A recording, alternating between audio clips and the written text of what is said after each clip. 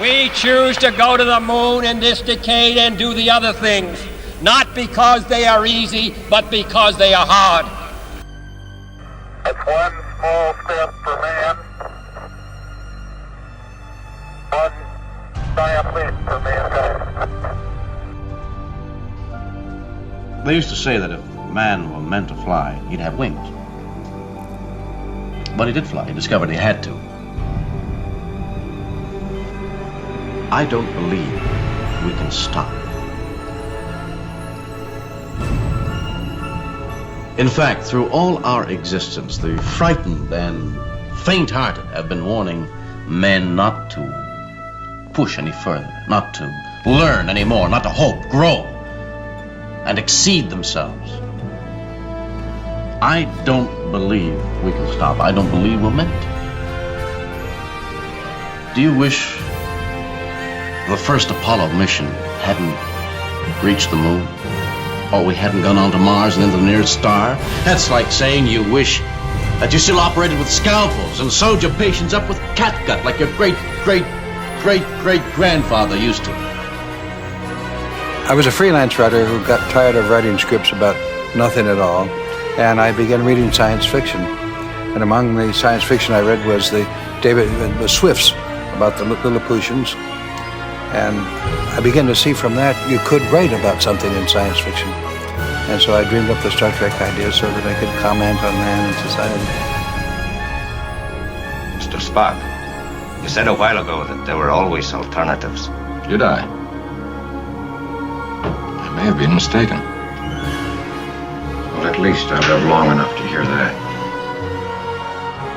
When I was in my early 20s on a trip to East Africa, I saw a gazelle giving birth.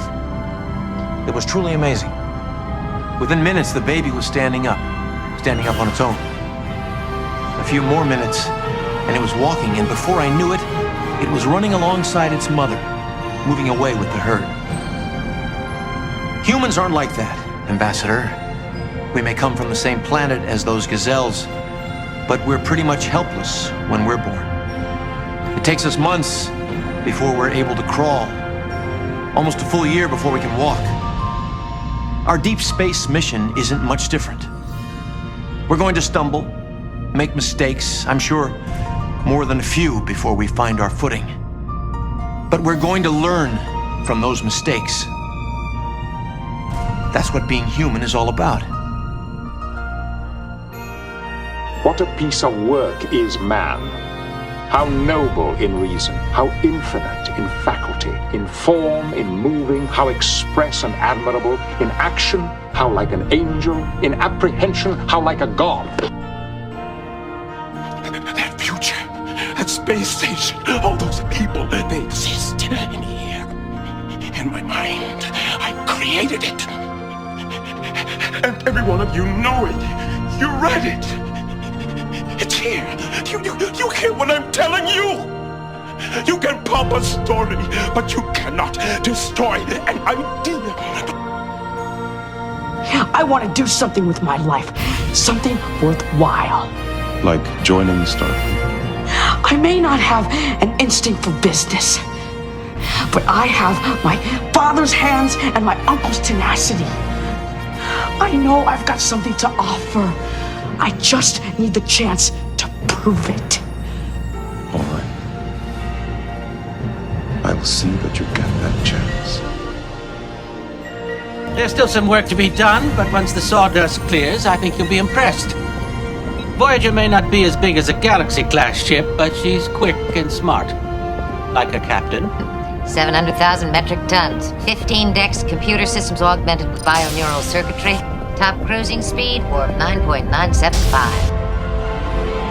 I think it's safe to say that no one on this crew has been more obsessed with getting home than I have.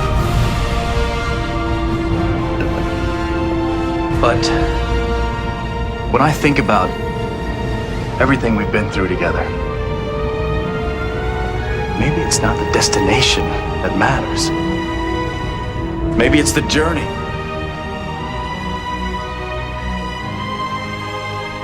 Your Honor, Starfleet was founded to seek out new life. Well, there it sits.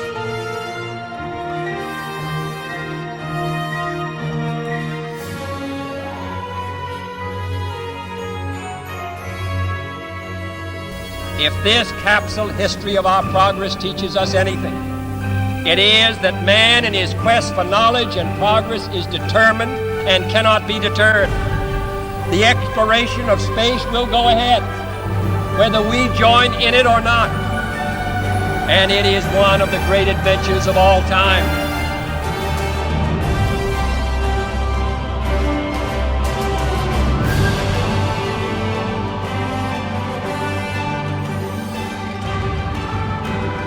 To James T. Kirk, Captain of the Enterprise. You know the one, all I ask is a tall ship. It's a line from a poem, a very old poem, isn't it? 20th century Earth. All I ask is a tall ship and a star to steer by. Well, it's a new ship, but she's got the right name.